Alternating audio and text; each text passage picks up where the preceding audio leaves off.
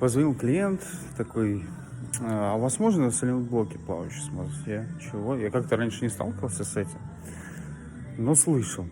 Вот. По поводу задних плавающих сайлентблоков BMW, Мэринов, вот, то, что они начинают скрипеть. И вот приехали с такой необычной проблемой, чтобы их смазать.